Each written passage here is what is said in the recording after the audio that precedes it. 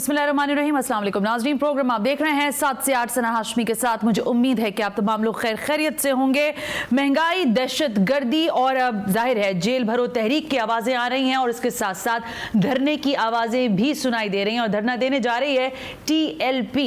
ये कहना है हाफिज मोहम्मद साद रिजवी साहब का, जो कि गुज़िश्ता रोज़ एक प्रेसर के अंदर उन्होंने 72 घंटे का अल्टीमेटम भी दिया है। अब मेरा ख्याल है अब 48 घंटे ही बचे हैं। ये अल्टीमेटम क्यों दिया है? साद रिजवी साहब क्या एक मरतबा फिर नई रूह फूंकना चाहते हैं TLP में एक और धरना देकर? इस सब पर बात करने के लिए मेरे साथ मौजूद है बराह रास्त सरबराह TLP हाफिज साद रिजवी साहब। साद साहब अस्सलाम वालेकुम, बहुत बहुत शुक्रिया वक्त देने के लिए। जी वालेकुम सलाम। साद साहब, आप इस वक्त चकवाल में हैं और जाहिर है हमें पता आप धरनों की तैयारियां भी कर रहे हैं, लेकिन ये हर दफा किसी भी बात के लिए या किसी भी चीज को तय करवाने के लिए TLP धरने का ऑप्शन क्यों इस्तेमाल करती है? जी, आपको किसने खबर दे दी है कि हम धरनों की तैयारियां कर रहे हैं? हम कौम को रिलीफ दिलवाने की तैयारी कर रहे हैं। उसका तरीकाकार कोई भी हो, वो इंशाल्लाह आपके पास 48 घंटे के बाद पता लग जाएगा। अच्छा, 48 घंटे में आप धरना देने जा रहे हैं, ये कंफर्म हो गई है? नहीं है, आपको किसने खबर दिया कि हम धरना देने जा रहे हैं? हम कौम को रिलीफ दिलवाने जा रहे हैं पेट्रोल की कीमतों से। पेट्रोल की कीमतें कैसे कम करवाएंगे साद साहब? हम तय करेंगे उसका तरीकाकार, हम तय करेंगे, वो इंशाल्लाह 48 घंटे बाद आपके पास। अच्छा, और वो तरीकेकार 48 घंटों बाद आप बताएंगे? और हम चाहते हैं कि हुकूमत खुद रिलीफ दे सकता है और हो सकता है कि हुकूमत 48 घंटे तक खुद ही पेट्रोल की कीमत कर दे। अच्छा, ऐसा क्या होगा साद साहब? आपकी कोई बातचीत हो रही है हुकूमत से या हुकूमत के लोगों ने आपसे कोई राब्ता किया है? जी, अभी तक तो किसी ने इस सिलसिले में राब्ता नहीं किया, लेकिन हम समझते हैं कि हुकूमत भी इतनी खैरख्वाह है कौम की, वो समझती है कि कौम इस वक्त महंगाई की चक्की में पिस रही है। तो उनको पता है कि कौम के इस वक्त जो लोग दावा कर रहे थे कि हम कपड़े बेच कर, कौम के जो मसाइल हैं वो इतने बढ़ चुके हैं कि वो एहतजाज की सकत भी नहीं रख पा रही। तो अच्छा, इंशाल्लाह वो आपके पास 48 घंटे में पहुंच जाएगा कि उनको कैसे बात हो। अच्छा, एहतजाज का ऑप्शन आप कह रहे हैं कि धरने की सूरत में नहीं होगा, किसी और तरीके से होगा साद साहब? जिस तरीके से भी हो, रिलीफ हो, वो इंशाल्लाह होगा, वो कोई भी सूरत हो। अच्छा, आपने उसको एक साथ ठीक है साद साहब, आपने गुज़िश्ता रोज एक प्रेस कॉन्फ्रेंस की और उसमें आपने कहा कि पिछली जो हुकूमत थी वो तो कहती थी कब्र में जाकर सुकून मिलेगा, इस हुकूमत ने कब्र में भी सुकून छीन लिया है, यानी कफन के लिए भी लोगों के पास पैसे नहीं है। तो आपको क्या लगता है ये जो महंगाई का मामला है जिस पर आप खुद भी एहतजाज के लिए हुकूमत को अल्टीमेटम दे रहे हैं, आपको क्या लगता है ये इसी हुकूमत का है सारा मलबा, या पिछली हुकूमतों ने भी कुछ ऐसी कारकर्दगी दिखाई है जिसके बाद महंगाई का इफरीत बेकाबू है? देखिए, इस हुकूमत का मलबा हो या पिछली हुकूमत का 3 साल मलबा हो या उससे पिछली हुकूमत 30 साल मलबा हो, ये सारा तो है इन्हीं का ही ना। उसमें 3 साल शख्स के हैं, उसके अलावा तो पिछले तकरीबन 31 साल बनते हैं वो इन्हीं लोगों के हैं जो आज भी हुकूमतों में बराजमान है और आज भी जो जनाब मुशारतों और वजारतों के मजे ले रहे हैं, जो वजारत उज़्मा के मजे ले रहे हैं, और वो पूरे खानदान जो पाकिस्तान के ऊपर मुसल्लत है, आज भी सारे वही लोग मुसल्लत हैं और वही हैं। तो ये सब इन्हीं का ही किया धरा है। इसमें कुछ अगर किसी का और है तो वो भी इतना ही कसूरवार है जितने ये कसूरवार है। अच्छा, आप जितने ये तजर्बाकार और जनाब वो बंद कराए। साद साहब, ये फरमाए ना, फिर अब हालात आपके सामने है, देखिए महंगाई भी, आप महंगाई के ऊपर आवाज उठा रहे हैं, पेट्रोल प्राइसेस की बात कर रहे हैं, आपको लगता है कि इन हालात में फौरी इलेक्शन जो है, जो मुतालबा किया जा रहा है इमरान खान की जमात की जानिब से, वो होने चाहिए, फौरी इलेक्शन की जानिब जाना चाहिए? देखिए, उनका मुतालबा तो वो जाने कि उनका मुतालबा किस हद तक दुरुस्त है। मैं ये समझता हूँ कि जब भी इलेक्शन हो या जब भी कौम को आगे मुस्तकबिल में जिंदा रखने के लिए कम से कम इतना सांस लेने देना चाहिए ताकि वो जिंदा रह सके। अगर ये कौम भूख से मर गई, ये जमहूरियत के नाम पर कौम फाकों से मर गई, कौम पेट्रोल के नाम पर पिस गई, तो आप इलेक्शन किसके दरमियान, कौन सी मखलूक लाएंगे जिसके इसी कौम के दरमियान इलेक्शन करवाने हैं ना। तो इसको उस वक्त तक जिंदा तो रखें, इस वक्त अगर उसको खाना तो फराम करें, 2 वक्त की सहूलत तो जो फराम करें, उसको जिंदा रहने की बुनियादी जरूरियात तो दे। अच्छा, अगर आप ज़ाहिर जब बात करें जमहूरियत की, तो मैं फिर थोड़ा सा सियासी आपसे बात करना चाहूंगी। पूरा सेटअप जो है वो जमहूरियत का है, आप उसमें हिस्सा भी लेते हैं टीएलपी की जमात की सरबराह की हैसियत से इलेक्शंस का, लेकिन जो मामला है वो मजहबी जमात का, वो खिलाफत का है। हमने देखा इस्लाम में तो खिलाफत का कॉन्सेप्ट है, तो आप समझते हैं जमहूरियत में रहकर आप कुछ बेहतर हल दे सकते हैं, या इसके अलावा कोई और हल आपको दिखाई देता है?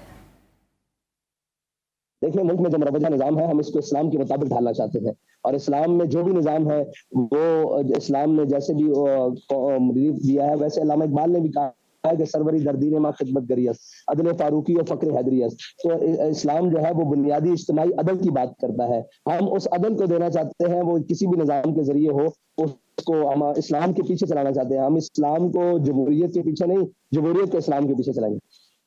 जमहूरियत को इस्लाम के पीछे चलाएंगे। अच्छा, जो इस वक्त सेटअप है साद रिजवी साहब, इसमें फरमाइएगा कौन सी ऐसी सियासी जमात है, अगर आपका एक अच्छा वोट बैंक जो हम देखते हैं कि दिखाई देता है किसी हद तक, लेकिन 2018 के इलेक्शंस के बाद कराची में बिलखुसूस हमने देखा कि आपका वोट बैंक गिरा भी है, इसकी कोई खास वजह है आपके निगाह में? देखिए, हमारा जो वोट बैंक है वो अल्हम्दुलिल्लाह कभी गिरा नहीं, बड़ा ही है।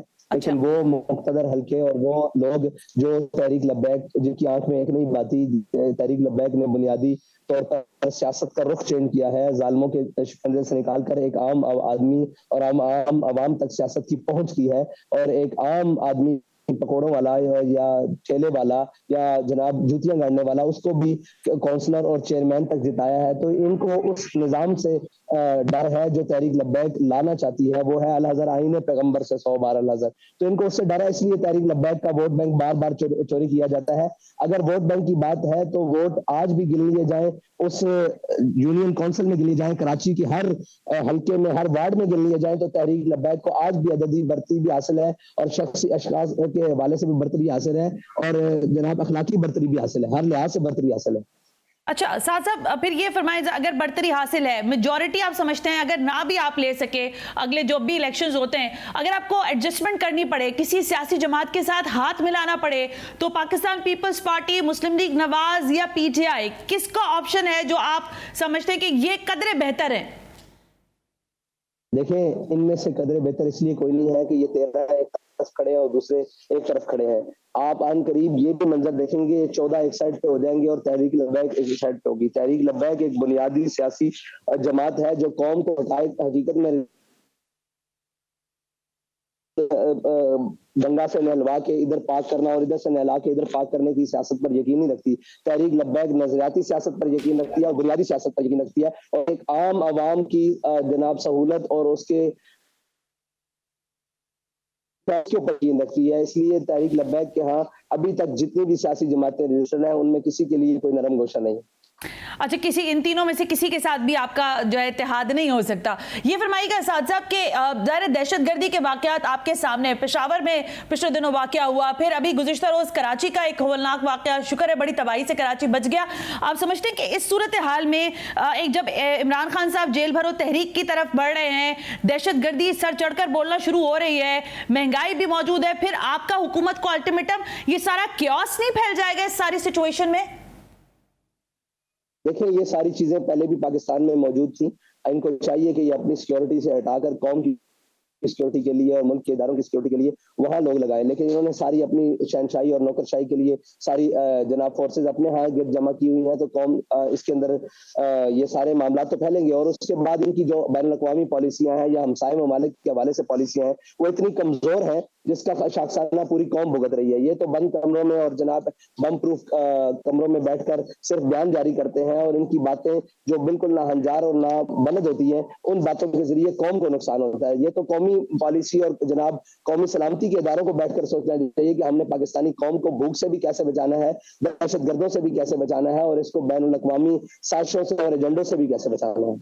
अच्छा, ये रोड मैप आपके पास है, लेकिन अगर हमसे कहो कि तहरीक लब्बैक हमेशा एहतजाज का रास्ता क्यों इख्तियार करती है, और या तहरीक लब्बैक हमेशा नाम के अल्टीमेटम की बात क्यों करती है? इसलिए करती है कि तहरीक लब्बैक इक़्तिदार में नहीं है। अगर तहरीक लब्बैक इक़्तिदार में हो तो तहरीक लब्बैक हर वो वसाइल और हर वो सहूलत और हर वो चीज इख्तियार करे जिससे कौम को रिलीफ मिल सके। अब हम समझते हैं कि हमारे इस तरीके से मिल सकता है तो हम ये तरीका अपना रहे हैं। अगर तहरीक लब्बैक की वोट चोरी ना किया जाए और तहरीक लब्बैक इक़्तिदार में हो तो तहरीक लब्बैक उस इक़्तिदार के जरिए भी कौम को रिलीफ पहुंचा सकती है।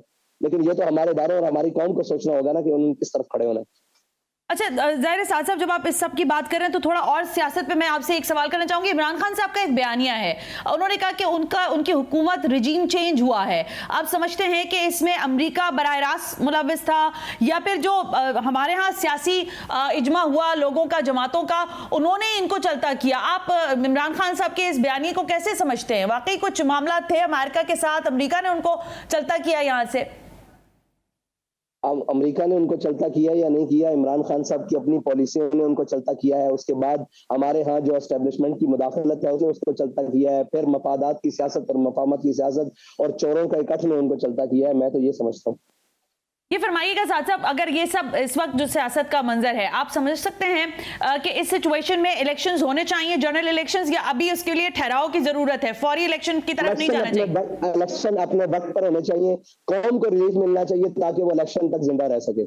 ये मेरा मौक़िफ़ है। अच्छा, ये बता दें कि आप जो बार बार ये बात कर रहे हैं ना कि कौम जिंदा रह सके, आवाम को खाने पीने के लाले ना पड़ जाए, उनकी जान के लाले ना पड़ जाएं, इसके लिए आप कह रहे हैं मेरे पास एक मैकेनिज्म है जो मैं 48 घंटे बाद बताऊंगा। मैं ज़ाहिर है लोग आपको देख रहे हैं, बड़ी तादाद में आपके फॉलोअर्स हैं, क्या उनको आपके साथ बाहर निकलना होगा या फिर वो घरों पर बैठे ही रहेंगे और उनको हल मिल जाएगा? उनको मेरे साथ हर मकाम पर खड़ा होना होगा। अगर मैं घर पर बैठूंगा वो मेरे साथ घर पर बैठेंगे, अगर मैं मैदान में खड़ा हूंगा वो मेरे साथ मैदान में खड़े होंगे। मेरा तो अपने वर्कर्स के लिए और कौम के लिए ये पैगाम है कि आप जाएं और हर तबका हाय फिक्र से, हर किसान से लेकर मजदूर से लेकर ताजिर से लेकर हर वकील से, हर शोबा हाय फिक्र से उनको कहें कि तहरीक लब्बैक कौमी मसाइल के लिए आपके साथ खड़ी है। और जब भी तहरीक लब्बैक किसी भी जनाब कॉल दे या किसी भी मामले पर स्टैंड करे तो आपको उसके साथ खड़े होंगे। साहब, तो फिर क्या रास्ते, सड़कें ब्लॉक होंगी, बंद होंगे रास्ते? क्या मतलब ये जानना भी जरूरी है ना? फैजाबाद पर ही धरना होगा, पूरे मुल्क ही धरना होगा? कि आपको रास्ते, पूरी कौम को ये नजर आता है कि रास्ते बंद होते हैं। मुझे आप बताएं कि किसी को ये नजर नहीं आता कि अपनी बेटियां लेकर लोग रोड पर खड़े हैं और बराए फरोख्त कर रहे हैं? क्या उस रास्ते के ऊपर ये किसी को नजर नहीं आता कि उसी रास्ते के ऊपर एक नहर आती है और कौम अपनी बच्चियां उठाकर चार उन नहरों में फेंक देती है? सिर्फ रास्ता ब्लॉक होना एक जुर्म है? क्या ये जुर्म नहीं है कि जमहूरियत के नाम पर पूरी कौम को भूख से मार दिया जाए? क्या कौम के ऊपर बम गिराना जुर्म है या कौम को दहशतगर्दी से मारना जुर्म है? ये भी तो दहशतगर्दी से बड़ा जुर्म है कि कौम को भूख से मार दिया जाए या कौम को उस नहज के ऊपर लेकर जाया जाए ताकि कौम ना सांस ले सके, ना बात कर सके, ना एहतजाज कर सके। क्या यही सिर्फ एक जुर्म है कि रोड बंद हो गया? क्या इस मुल्क में कश्मीर नहीं फरोख्त हुआ? क्या इस मुल्क में जनाब इसी मुल्क के ऊपर रोड के ऊपर नकीबुल्लाह मसूद का कत्ल नहीं हुआ? क्या इसी मुल्क के अंदर जनाब हमारे लोगों को सरेआम गोलियां नहीं मारी गई? तो खाली ये जुर्म नहीं है रोड बंद करना, अपने हक के लिए आखिरी हद तक जाना ये जुर्म नहीं है, ये अपना हक हासिल करने का एक सही तरीका है। बिल्कुल मैं ये समझता हूँ। ठीक है, आपका ये मौक़िफ़ है। को यही नजर आता है या पूरा मीडिया भी यही शो डालता है कि रोड बंद हो जाएंगे, रोड बंद हो जाएंगे। भाई आगे कौम का खुला क्या है? आपकी अयाशियां सलामत है और इस्लामाबाद से लेकर उन अयाश परस्तों की अयाशियां सलामत है। कभी नीचे उतर के देखे तो सही, कौम तो 2 वक्त की रोटी को भी, सूखी रोटी को भी बेच गई है। आपको पता है इस वक्त कौम के अंदर जनाब सादी रोटी की कीमत क्या है, नान की कीमत क्या है, खमीरी रोटी की कीमत क्या है, लोगों को आटा मुयस्सर, लोगों को जनाब बिजली मुयस्सर है या नहीं, एक पंखा और एक बिजली और एक बल्ब चलाने वाले का कितना बिल आ रहा है और एक जनाब चूल्हा चलाने वाले का 2 वक्त की रोटी पकाने के लिए उसको कितना बिल देना पड़ रहा है। जिसकी 18 लाख तनख्वाह है उसको बच्चों का बहुत तालीम हासिल है और जिसकी 18,000 तनख्वाह है वो सारी चीजें अपनी जेब से अदा करने की कोशिश करता है। क्या ये सारी चीजों का इदराक है या नहीं कौम को? या सिर्फ यही है कि जनाब टीएलपी ने रोड बंद कर दिया है, टीएलपी ने एहतजाज कर दिया है, या सिर्फ यही एक बात रह गई है? भाई अगर कोई इस दौर में सांस लेता है, कोई बात रखता है, कोई बुझते और जलते आखिरी सांस दिए हैं तो आप शुक्र करें कि इनके आगे कोई बोलने वाला है, वरना इन्होंने तो आपने मुल्क की सलामती के जनाब एटम बम और जनाब जितनी भी वो न्यूक्लियर सारी सिस्टम है उसको भी गैरों के हवाले कर दिया है। ये बयान दुरुस्त है या नहीं, बहरहाल चल रहा है, अभी तक इसकी तस्दीक नहीं हुई, लेकिन अगर ये है तो इससे बड़ी कौन सी खतरनाक बात होगी कि इसहाक डार साहब कह रहे हैं कि हमने न्यूक्लियर बम उनके हवाले नहीं किया, सिर्फ गिरवी रखा है। तो डूब के नहीं मर जाते आप, तो इतने तजर्बाकार थे, आप बाहर से किस लिए इस मुल्क में आए हैं? ये तो सारे बैन अवी गुमाश्ते हैं जिनको इस मुल्क के ऊपर मुसल्लत किया गया है। इस मुल्क को पहले सिक्योरिटी रिस्क का नाम दिया गया, अब माशी रिस्क का नाम दे दिया गया। न जाने आने वाले वक्त में हमें क्या, हमें तो रात 12 बजे 1 बजे तक इसलिए जागना पड़ता है कि न जाने रात 12 बजे क्या ऐलान हो जाए, क्या अगले दिन क्या ये कौम के ऊपर फोड़ने लगे हैं, ये क्या मिल्लत के साथ कर रहे हैं, जनाब कौम का सफा करने लगे हैं। हम तो इस फिक्र में अब मुब्तला है कि हमारा मुस्तकबिल है कहाँ, हमारी जनाब कौम का बनेगा क्या, हमारे बच्चों का क्या बनेगा। वो जो हमारे से बाद आजाद हुए हैं, जो हमारे से बाद जनाब वजूद जिनका आया, वो आज अपने पांव पर खड़े हैं और हम हमेशा इसी बात के ऊपर कि मुल्क नाजुक में दखल है, मुल्क ये मुल्क है, और मुल्क जनाब अशराफिया और जो पहले लाइनों में बैठने वाले जितने अयाश कुमाश हैं वो अमीर से अमीर तरह होते जा रहे हैं। कौम के मुरब्बे जमीनें उनकी जनाब बढ़ती जा रही है, जायदादें उनकी बढ़ती जा रही है, बाहर अकाउंट उनके बढ़ते जा रहे हैं। क्या पाकिस्तान सिर्फ कब्रिस्तान के लिए रह गया है कि यहाँ सारे कमाते हैं और जनाब इनकी ये पाकिस्तान से कमा कर बाहर चले जाते हैं और वहां से डब्बे में बंद हो गया। ये पाकिस्तान को सिर्फ इन्होंने कब्रिस्तान रखा हुआ है, इनकी जायदादें बाहर, इनके अयाशी बाहर, तालीम बाहर, इनकी सेहत बाहर, इनके अपार्टमेंट्स बाहर। पाकिस्तान किस लिए रखा है उन्होंने? हम तो अभी बुनियादी पहला आगाज लिया है, अभी तो हम चाहेंगे कि हम किस लिए निकले। हम तो पाकिस्तान की कौम के हकीकी उनके चेहरों पर जो खुशी है वो दोबारा लाना चाहते हैं और उनकी दर्द को महसूस करते हैं। हम कौम के अंदर रहने वाले हैं, हम जनाब कोई बम प्रूफ और जनाब बुलेट प्रूफ गाड़ियों के अंदर और जनाब आगे प्रोटोकॉल के साथ फिरने वाले नहीं। हम कौम के अंदर रहते हैं, हमें पता है इस वक्त कौम कितनी मुश्किलात के अंदर है और इस दर्द को हम फील कर रहे हैं, वरना हमें जरूरत नहीं थी कि इस सारे मामले में आकर देखने में। हम तो बड़ी खुशी से लड़ाई जनाब अंदर कमरे में देख रहे थे, एक तरफ पीडीएम है, एक तरफ पीटीआई है और एस्टेब्लिशमेंट और ब्यूरोक्रेसी। आप मुझे बताएं इस पूरी लड़ाई के अंदर ब्यूरोक्रेसी हो, एस्टेब्लिशमेंट हो, इदारे हो, इमरान खान हो, नवाज शरीफ हो, इस पूरी महंगाई के अंदर कौन कहाँ है?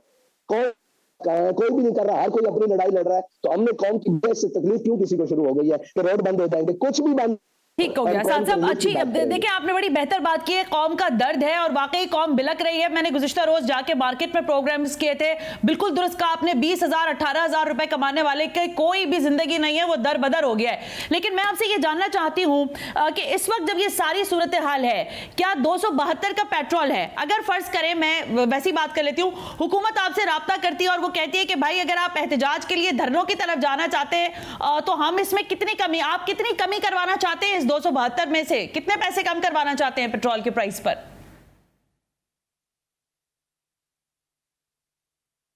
आवाज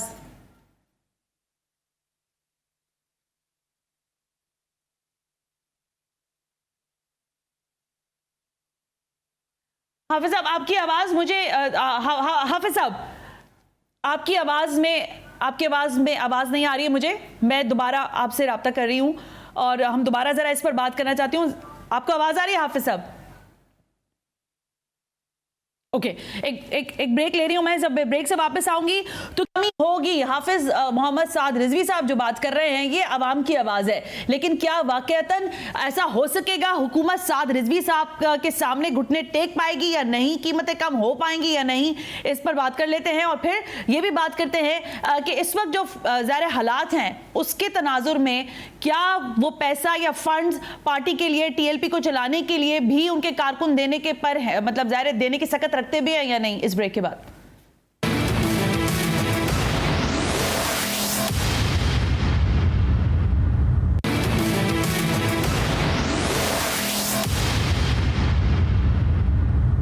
वेलकम बैक नाज़रीन। हम ब्रेक पर थे, मेरे साथ इस वक्त मौजूद हैं हाफिज साद रिजवी साहब, सरबराह हैं टीएलपी के, और मेरा उनसे सवाल ये था कि कितनी कीमत, जो कि इस वक्त हमें पता है पर लीटर जो पेट्रोल है वो 272 रुपए का मिल रहा है। मैं हाफिज साहब ये सवाल कर रही थी कि हुकूमत अगर आपको इंगेज करती है, आपसे बात करती है, तो कौन सी ऐसी नॉर्मल प्राइस होंगे जिस पर आकर आप कहेंगे कि ठीक है मेरे अल्टीमेटम तो था लेकिन हुकूमत ने इतने प्राइस कम कर दिए तो अब हम अगला लाहे अमल की तरफ नहीं जाएंगे?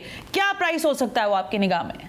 जी, वो प्राइसेस वही हैं जो मैंने बताया कि 14 फरवरी को जो रात 12 बजे तक प्राइसेस थी 250 रुपए, वहां तक हुकूमत को वापस आना होगा। हम समझते हैं कि उन्होंने मैशत चलानी है, बहुत सारे मामलात हैं और 1 साल का उनको मुकम्मल वक्त भी दिया है ताकि वो सारे मामला सेटल कर सकें। लेकिन इसका मतलब ये नहीं है कि जब वो IMF के दरवाजे पर खड़े हों उसी दिन जनाब कौम के ऊपर बम गिरा दें और कौम के ऊपर बिजली की कीमतों को भी बढ़ा दें, गैस की कीमतों को भी बढ़ा दें, पेट्रोलियम की कीमतों को भी बढ़ा दें। अगर उन्होंने जाना भी किसी चीज में अपने आशाएं कम करें, अपने वजीरों की जो इतनी बड़ी जिले शाह साहब ने एक पूरा वो कैबिनेट रखी हुई है जनाब दर्जनों लोगों की, उनको कम करें, उनकी आशाएं कम करें। अगर वो रखने भी है तो उनकी मराहत को काट दें। अच्छा साथ साहब ये फरमाइएगा जरा, कुछ एक दो सवालात हैं, अगर आपको बुरा ना लगे तो ज्यादा बेहतर होगा। ये फरमाइएगा कि कहा जाता है टीएलपी की फंडिंग, अब हालात ऐसे हैं कि जाहिर है आपके सामने महंगाई के लिए आप खुद आवाज उठा रहे हैं, इस सूरत हाल में टीएलपी की फंडिंग के ऊपर भी बात हो रही है कि आपका कारकुन, आपके लोग, कहा यह जाता है टीएलपी अपने कारकुनान ही उसके जो है उसको फंड करते हैं। कैसे हो रहा है ये प्रोसेस इस सूरत हाल में, जब आप ये पूरी एक तहरीक की बात शुरू भी करने जा रहे हैं? इस वक्त तो कौम इस नहज पर है कि अगर मैं किसी रोड के फुटपाथ के ऊपर खड़ा हो जाऊं ना और मैं कौम से कहूं कि मुझे 50 रुपए चाहिए या 10 रुपए चाहिए, मैं आपको इन हुक्मरानों से निजात दिलवाने वाला हूं, तो शायद मेरे पास इतने पैसे इकट्ठे हो जाए कि इनका मैं पूरी एक तहरीक चला सकूं। एक अलहदा से कौम इस नहज पर पहुंच चुकी है। आप समझते हैं कि आप एक ऑप्शन है, बेहतर ऑप्शन है इन बाकी सियासी जमातों के सामने? साद रिजवी साहब की जो पार्टी है वो एक ऑप्शन है, बेहतर ऑप्शन है? देखो ये तो कौम को समझना होगा, मेरे समझने से तो कुछ नहीं होगा। ये कौम समझेगी तो इंशाल्लाह उस दिन पता लग जाएगा कि बेहतर ऑप्शन साबित होते हैं या नहीं। साद साहब आपके ऊपर एक इल्जाम है, मुझे उसका जवाब दीजिए तरदीद या तस्दीक के साथ। कहा गया कि खादिम हुसैन रिजवी साहब की रहलत के बाद आपने इस पार्टी को बहैसियत सरबराह संभाला, तो शायद टीएलपी भी मोरसी सियासत पर यकीन रखती है, फरमाइए। देखिए मैंने इस जमात को नहीं संभाला, मेरी जमात की मजलिस शूरा ने मेरे सुपुर्द की है तहरीक लब्बैक की क़यादत, और जिस दिन वो ये समझेंगे कि मुझसे बेहतर कोई शख्स है तो इंशाल्लाह मैं उसके हाथ पे खुद ये जो अमारत की बात है और जो उसके सदारत की बात है उसके हाथ में खुद दे दूंगा और खुद बहैसियत कारकुन एक तहरीक का काम करूंगा। कोई मसला नहीं। हम नजराती लोग हैं, हमें ओहदों और इन मराद से कोई फर्क नहीं पड़ता। ठीक, साथ साहब ये भी इस सवाल का भी मुझे जवाब दें। अप्रैल को उस दिन मेरी अमारत कट चुकी थी और जब मैं दोबारा जेल में आया तो मैं जेल तकरीबन 6-7 माह बगैर इमारत की गुजारे हैं और बड़े जबरदस्त गुजारे हैं अल्हम्दुलिल्लाह, तहरीक के कारकुन की हैसियत से जबरदस्त गुजरे। ठीक साथ साहब एक और चीज भी बताइए मुझे, फिर मैं जरा आपसे दोबारा अल्टीमेटम वाले मामले पर आऊंगी। तहरीक लब्बैक पाकिस्तान जो है, इसमें खवातीन का जो असर रसूख है वो किस हद तक है? खवातीन आपकी पार्टी में किस हद तक फाल हैं?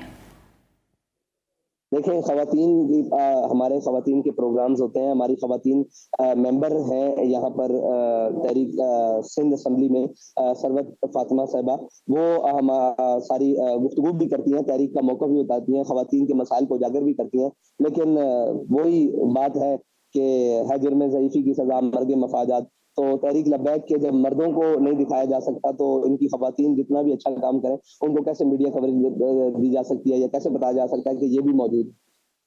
ओके साथ साहब वक्त बिल्कुल मुख्तसर रह गया, जाते जाते मुझे ये बताइए कि अल्टीमेटम है आपका 72 घंटे का, 48 घंटे रह गए हैं, अगला लाहेअमल कुछ तो बताइए, क्या होगा? बैठेंगे, बाहर निकालेंगे लोगों को, ऐलानात होंगे, शहर शहर होंगे, चौक चौक होंगे, या किसी एक मकाम पर होंगे?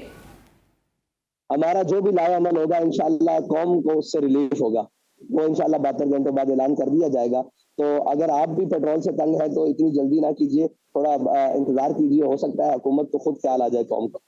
अच्छा चले, बहुत शुक्रिया हमसे बात करने के लिए। हाफिज साद रिजवी साहब हमसे बात कर रहे थे, सरबराह टीएलपी कह रहे ना करें, हो सकता है हुकूमत को ख्याल आ जाए, लेकिन बहरहाल टीएलपी ने ये अल्टीमेटम दिया है। Let's see what will happen next few days, क्योंकि ट्यूसडे के दिन जाहिर है ये डेडलाइन जो है, जो अल्टीमेटम का टाइम है वो खत्म हो जाएगा, अगले रोज बुध का होगा, उस दिन से जेल भरो तहरीक का आगाज होगा। तो क्या कुछ होता है सियासी मंजरनामा, अगले हफ्ते में फिर इस पर बात करेंगे। आज के प्रोग्राम से सना हाशमी को इजाजत दीजिए, अल्लाह हाफिज।